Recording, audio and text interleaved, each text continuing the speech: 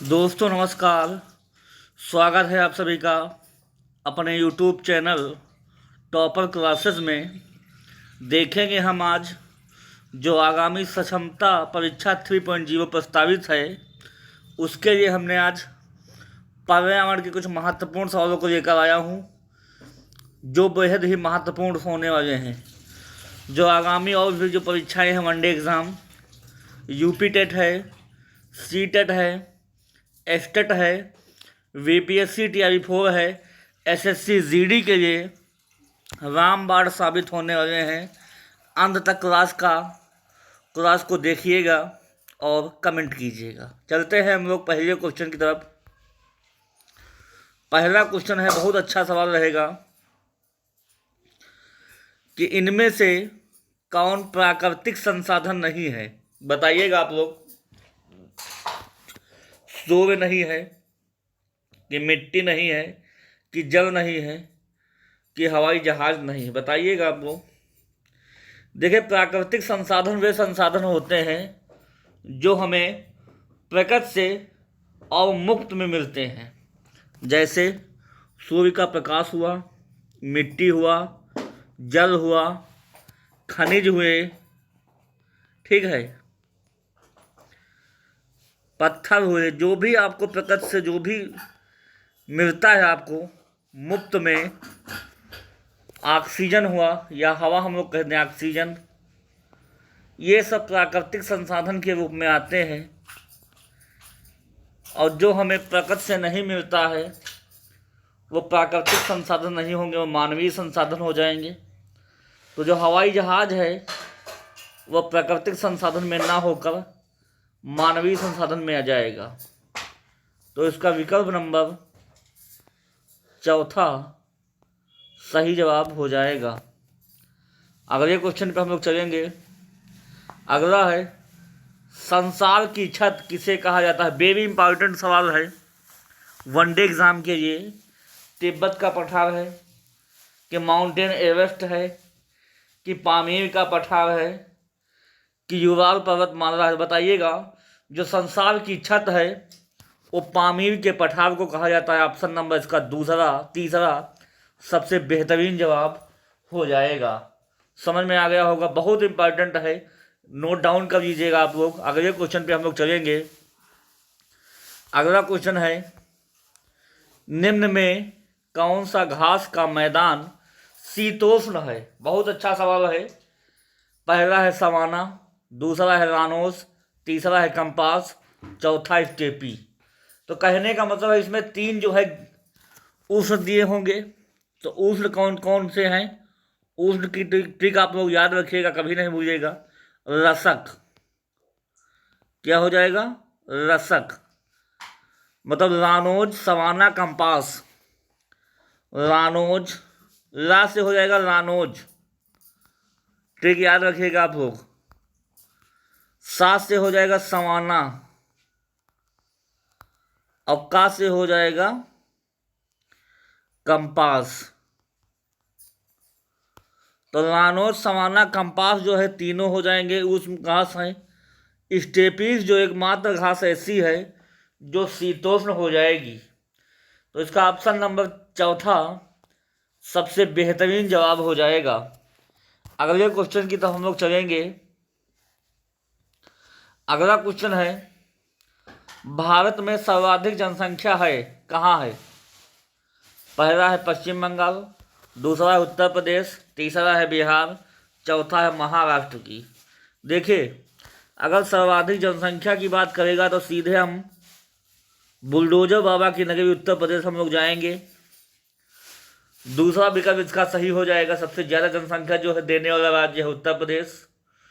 और सबसे कम जनसंख्या की हम बात करेंगे, सबसे कम जनसंख्या तो वो है सिक्किम राज्य। कौन सा है, सिक्किम राज्य। अगर सबसे जब ज़्यादा क्षेत्रफल की बात करेंगे तो राजस्थान है, और सबसे कम क्षेत्रफल की बात करेंगे तो वह है गोवा, और ये बीच पे गोवा का है। तो हमने जनसंख्या की बात की थी, तो ऑप्शन नंबर इसका दूसरा सबसे बेहतरीन जवाब हो जाएगा। इसके अलावा अगर देखा जाए साक्षरता के हिसाब से तो साक्षरता केरल की सबसे ज़्यादा है, जबकि दूसरा बिहार राज्य की सबसे कम साक्षरता है। ये 2011 की जनगणना के अनुसार मैं बता रहा हूँ। जो आगामी जनगणना होने वाली है उसके अनुरूप डाटा कुछ और होगा, देखने को आपको मिलेगा। तो इसी बेसिस पर हम लोग काम करेंगे अभी तक, जब तक नया डाटा नहीं आता है। अगले क्वेश्चन की तो हम लोग चलेंगे। अगला क्वेश्चन बहुत इंपॉर्टेंट सवाल रहेगा कि भारत का मैनचेस्टर किसे कहा जाता है। पहला है मुंबई, दूसरा है अहमदाबाद, तीसरा है नागपुर, चौथा है बेंगलुरु। बताइएगा आप लोग। तो भारत का जो मैनचेस्टर है गुरुजी, अहमदाबाद को कहा जाता है। ऑप्शन नंबर इसका दूसरा सबसे बेहतरीन जवाब हो जाएगा।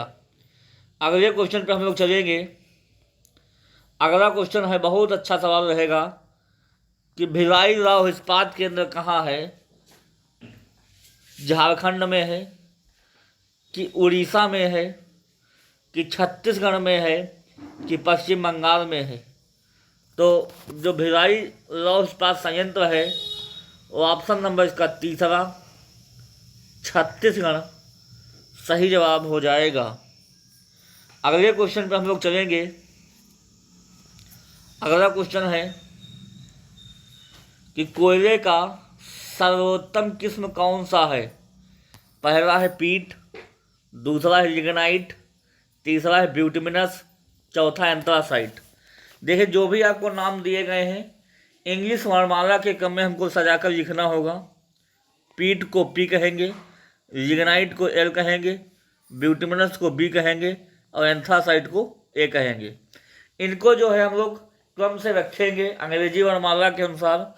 तो ए हो जाएगा पहले, फिर बी हो जाएगा, फिर एल हो जाएगा और अंत में पी आ जाएगा। तो जो अच्छे किस्म का कोयला जो होता है वो एंथ्रासाइट होता है। फिर ब्यूटिमिनस 2 नंबर पे आ जाएगा, लिग्नाइट 3 नंबर पे आ जाएगा और पीट 4 नंबर पे आ जाएगा। तो कहने का मतलब ये है कोयला का पूछ रहा तो इसलिए एंथ्रासाइट ऑप्शन नंबर इसका चौथा सबसे बेहतरीन जवाब हो जाएगा। सर्वोत्तम के कोयला की जो किस्म होती है वो एंथ्रासाइट होती है। अगले क्वेश्चन पे हम लोग चलेंगे धड़ल्ले से। अगला क्वेश्चन है हीराकुंड जल विद्युत परियोजना किस नदी पर स्थित है। पहला है नर्मदा नदी पर स्थित है, दूसरा है ताप्ती, तीसरा है महानदी और चौथा है सतलुज। देखिए हीराकुंड परियोजना की याद करने की ट्रिक सबसे पहले, हीराकुंड में नाम लगा है हीरा, और हीरा हम लोग जानते हैं सबसे महंगा होता है हीरा। तो जब महंगा होगा तो महान होगा, महंगा होगा तो महान होगा, और जो महान हो जाएगा वही बन जाएगा महानदी। तो हीराकुंड जो जल विद्युत परियोजना है किस कहाँ पे हो जाएगी, महानदी पर हो जाएगी। ऑप्शन नंबर इसका तीसरा सबसे बेहतरीन जवाब हो जाएगा। अगले क्वेश्चन पे हम लोग चलेंगे। अगला है गोंडवाना कालीन चट्टानों में किस खनिज के भंडार मिलते हैं। पहला है पेट्रोलियम, दूसरा है कोयला, तीसरा है खनिज, चौथा प्राकृतिक गैस।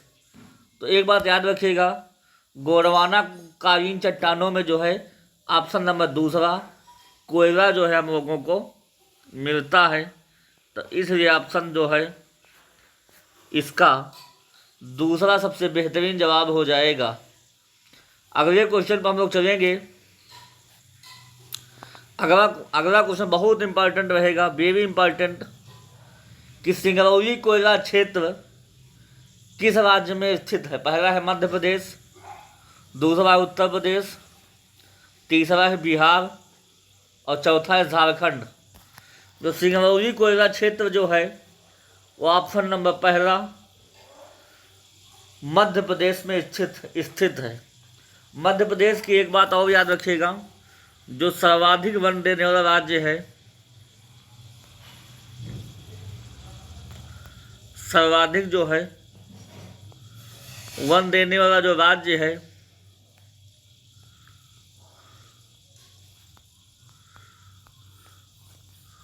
वो है मध्य प्रदेश। ऑप्शन नंबर इसका सिंगरौली से संबंधित था, तो पहला विकल्प सबसे बेहतरीन हो जाएगा। अगले क्वेश्चन पर हम लोग चलेंगे, देखेंगे। अगला क्वेश्चन है कि भारत का सिलिकॉन वैली है, सिलिकॉन वैली कहें, सिलिकॉन घाटी कहें, बात एक ही है। पुणे में है कि कोच्चि में है कि बेंगलुरु में कि अहमदाबाद में। तो जो भारत की सिलिकॉन वैली है, तो ऑप्शन नंबर इसका तीसरा बेंगलुरु सही जवाब हो जाएगा। तो ऑप्शन नंबर इसका तीसरा सबसे बेस्ट जवाब हो जाएगा। अगले क्वेश्चन पर हम लोग चलेंगे, देखेंगे।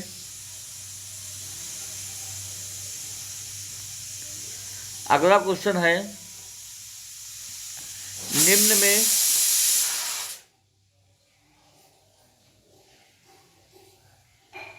निम्न में जायद की फसल कौन सी है?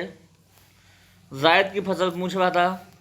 गेहूं है कि चना है कि गन्ना है कि तरबूज है? अगर फसलों के प्रकार देखे जाएं तो फसल मुख्यतः 3 प्रकार के जो उत्पादित की जाती हैं। नंबर 1 होता है रबी की फसल, दूसरा होता है खरीफ की फसल, और तीसरा होता है जायद की फसल। रबी की फसल वो फसल होती है जो अक्टूबर नवंबर में बोई जाती है और मार्च अप्रैल में काट ली जाती है। जैसे गेहूं हुआ, चना हुआ, सरसों हुआ, मटर हुआ, आदि फसलें रबी के अंतर्गत आएंगी। खरीफ की फसलें वो होंगी जो जून जुलाई में बोई जाएं और नवंबर दिसंबर में काट ली जाए। तो खरीफ फसल के अंतर्गत गन्ना भी आएगा, धान भी आएगा और मक्का भी आएगा। समझ में आ गया होगा। और जायद की फसल के अंतर्गत हम लोग बात करेंगे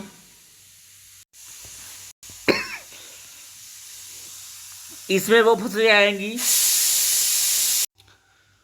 जो भरी गर्मी में जो है बोई जाती हैं और बरसात होने के पहले ही काट ली जाती है।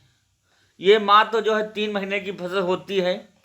मतलब हल्का गर्मी स्टार्ट हुआ, बो दिया गया, और भयंकर गर्मी पड़ रही थी, तैसे ही काट लिया गया, मतलब बरसात शुरू होने से पहले। जैसे तरबूज होता है, खरबूजा होता है, खीरा होता है, ककड़ी होता है। ये ऐसी फसलें होती हैं जिनको, तो समझ में आ गया होगा दोस्तों आप लोगों को, रबी की फसल, खरीफ की फसल और जायद की फसल।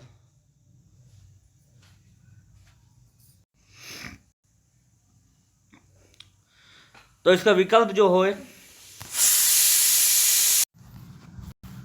गेहूं, चना, गन्ना इसका विकल्प नहीं होगा। ऑप्शन नंबर इसका चौथा तरबूज इसका सही जवाब हो जाएगा। अगले क्वेश्चन पर हम लोग चलेंगे। कल्पक्कम परमाणु ऊर्जा संयंत्र कहाँ स्थित है? पहला है उत्तर प्रदेश, दूसरा है तमिलनाडु, तीसरा है कर्नाटक, चौथा है गुजरात। बताइएगा आप लोग, बहुत इंपॉर्टेंट है, मोस्ट इंपॉर्टेंट है, टिक लगा लीजिएगा, आपको कहीं ना कहीं देखने को जरूर मिलेगा। उत्तर प्रदेश, तमिलनाडु, कर्नाटक, गुजरात, सबकी हम चर्चा करेंगे। जो कल्पक्कम परमाणु ऊर्जा संयंत्र है, तो ऑप्शन नंबर इसका दूसरा तमिलनाडु राज्य में स्थित है। उत्तर प्रदेश की हम बात करेंगे तो नरौरा जो है बुलंदशहर में पड़ता है, बुलंदशहर में पड़ता है। तमिलनाडु में कल्पक्कम हो जाएगा। कायगा जो परमाणु ऊर्जा संयंत्र है वो कर्नाटक में हो जाएगा। और काकरा पारा जो है परमाणु ऊर्जा संयंत्र गुजरात में हो जाएगा। तो चारों बहुत ही बेहतरीन थे, इन सबको आप लोग याद कर लीजिएगा। हर परीक्षा में हूबहू कहीं ना कहीं आपको देखने को मिल सकता है। अगले क्वेश्चन पे हम लोग चलेंगे। अगला क्वेश्चन है कि नागार्जुन परियोजना किस नदी पर स्थित है? महानदी पर है कि कृष्णा पर है कि गोदावरी पर है कि गंगा पर? बताइएगा आप लोग। जो नागार्जुन परियोजना जो है वो कृष्णा नदी पर है, ऑप्शन नंबर इसका दूसरा। नागार्जुन जो है कृष्णा नदी पर स्थित है, तो ऑप्शन नंबर इसका दूसरा सबसे बेहतरीन जवाब हो जाएगा।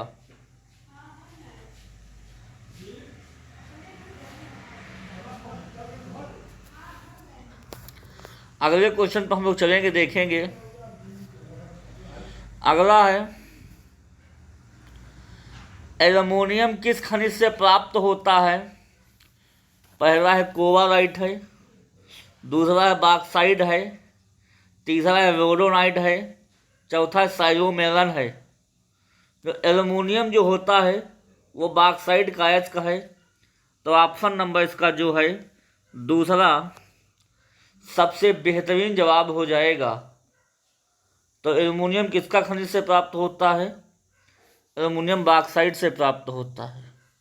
समझ में आ गया होगा दोस्तों आप लोगों को। अगले क्वेश्चन पे हम लोग चलेंगे।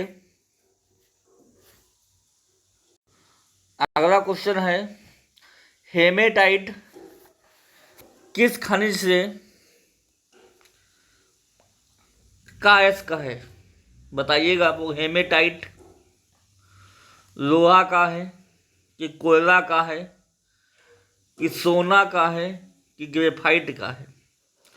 जो हेमेटाइट होता है वो अयस्क होता है लोहा का, या इसे हम लोग कहते हैं आयरन। आयरन का प्रतीक होता है Fe। तो हेमेटाइट किसका खनिज का अयस्क है? लोहा या आयरन Fe। तो ऑप्शन नंबर इसका पहला सबसे बेहतरीन जवाब हो जाएगा। अगले क्वेश्चन पर हम लोग चलेंगे। अगला है जिम कॉर्बेट राष्ट्रीय उद्यान किस राज्य में स्थित है? पहला उत्तर प्रदेश, दूसरा है मध्य प्रदेश, तीसरा है हरियाणा, चौथा है उत्तराखंड। जो जिम कॉर्बेट राष्ट्रीय उद्यान है इसका पुराना नाम था heli national park. Heli national park ये किस नदी किनारे बसा हुआ है?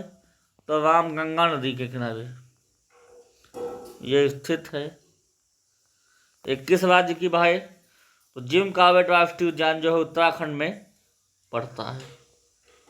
तो ऑप्शन नंबर इसका चौथा सबसे बेहतरीन जवाब हो जाएगा। समझ में आ गया होगा दोस्तों आप लोगों को। अगले क्वेश्चन पे हम लोग चलेंगे, देखेंगे सवाल कैसा रहेगा। अगला है काजीरंगा राष्ट्रीय उद्यान किस राज्य में स्थित? बहुत इंपॉर्टेंट है, काफी बार सवाल पूछा गया है। पहला असम में है, दूसरा मध्य प्रदेश है, तीसरा हरियाणा है, चौथा उत्तराखंड है। जो काजीरंगा राष्ट्रीय उद्यान है वो एक सींग वाले गेंडे के लिए प्रसिद्ध है। एक सींग वाला गैंडा।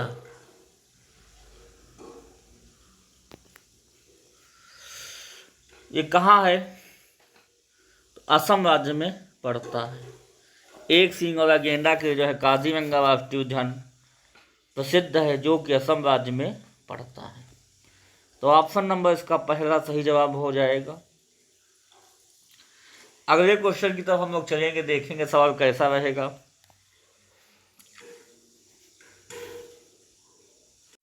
अगला इस सेशन का अंतिम सवाल रहेगा, बहुत ही अच्छा सवाल है कि मूल संविधान में कितने मौलिक अधिकार थे? 5, 6, 7, 6 कि 6 कि 8? बताइएगा आप लोग। देखिए, वर्तमान की बात मूल संविधान में जो मौलिक अधिकार थे वो थे 7।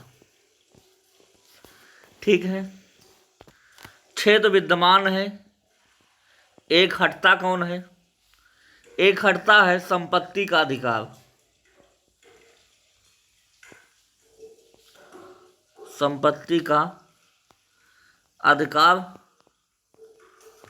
जो है 44वां संविधान संशोधन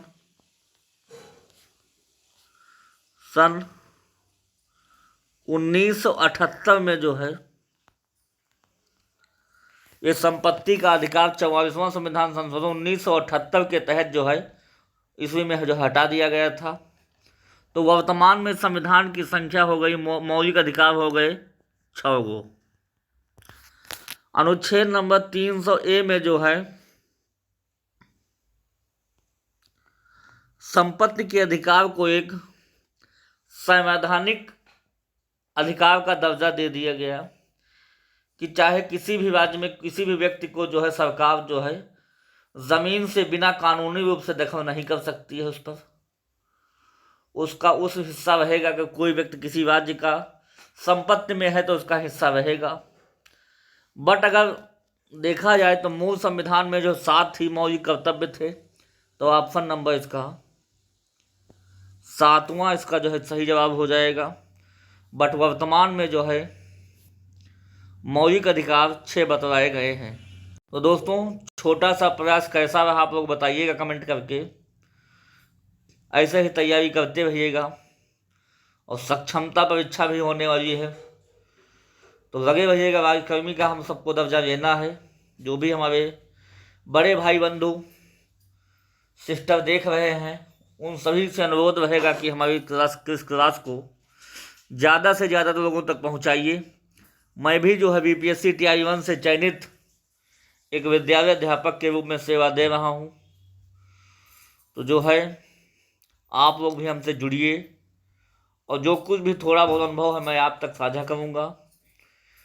और भी जो हमारे जो कंपटीशन की तैयारी करने जो भी हमारे छोटे भाई बहन बड़े भाई बहन तैयारी कर रहे हैं उन सभी मैं अनुरोध करूंगा कि जो है इस चैनल से जुड़िए और अपनी तैयारी को मजबूत कीजिए। सफलता एक दिन में नहीं मिलती है, लेकिन अगर ठान लिया है तो एक न एक दिन तो मिल ही जाती है। इसलिए कहा गया है, लगा दो आग पानी में, जवानी उसे कहते हैं, और छीन लो सिलेक्शन, कहानी उसे कहते हैं। तुम्हारी रगों में खून नहीं तो जुनून दौड़ता है। इसलिए अपने माँ बापू का सपना पूरा करना है। इसी जोश और उमंग के साथ मैं अपनी वाणी को विराम देता हूँ। फिर अगली क्लास में जो है कुछ कहने सुनने का मैं प्रयास करूँगा। तब तक के लिए धन्यवाद। Okay, thank you.